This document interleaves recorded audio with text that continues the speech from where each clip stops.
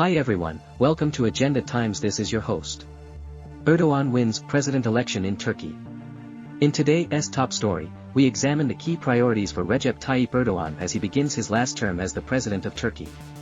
From a crippling economic crisis to a diplomatic standoff with allies, Erdogan faces significant challenges as he extends his two-decade rule over the country.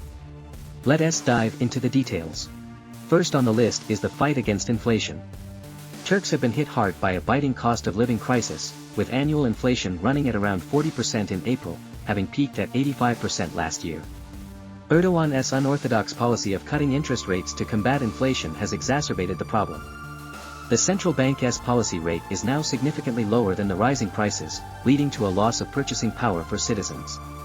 The declining value of the lira has further aggravated the situation, prompting massive state interventions to stabilize the currency. Moving on, another priority for Erdogan is Sweden's bid to join NATO.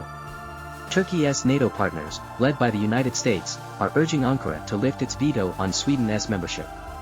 Ankara had blocked Sweden's application, demanding the extradition of Turkish figures suspected of links to outlawed Kurdish militants. Despite Sweden's efforts to address these concerns, Turkey remains steadfast in its opposition. NATO foreign ministers are meeting in Oslo shortly after the election, hoping to make progress on this issue before a summit of heads of state in July. Additionally, Erdogan aims to reconcile with neighboring Syria. Relations between Turkey and Syria have been strained, especially after Turkey backed opposition forces in their attempt to overthrow President Bashar al-Assad. Erdogan has made recent attempts to mend ties, but diplomatic talks mediated by Russia have so far failed to normalize relations.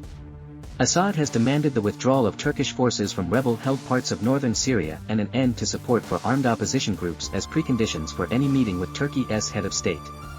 Turkey also seeks to facilitate the voluntary return of the 3 million Syrian refugees currently residing in the country through the construction of housing units in northern Syria.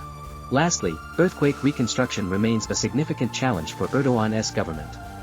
The devastating 7.8 magnitude earthquake that struck southeastern Turkey earlier this year caused extensive damage and claimed numerous lives. The economic and social challenges stemming from the disaster are immense, with many displaced survivors still living in temporary accommodation and relying on humanitarian assistance. The estimated cost of the damage exceeds 100 billion, and the reconstruction efforts are still in their early stages. The European Union hosted a fundraising conference in March, generating significant donor pledges for Turkey and Syria, but the road to recovery remains long. As President Erdogan begins his last term, he faces an uphill battle on multiple fronts. From tackling inflation and stabilizing the economy to resolving diplomatic conflicts and rebuilding earthquake-affected areas, his plate is full. It remains to be seen how his government will navigate these challenges and shape the future of Turkey. That's all for today's news update. Thank you for watching. Stay informed, and we'll see you next time, and for more such content please subscribe to Agenda Times.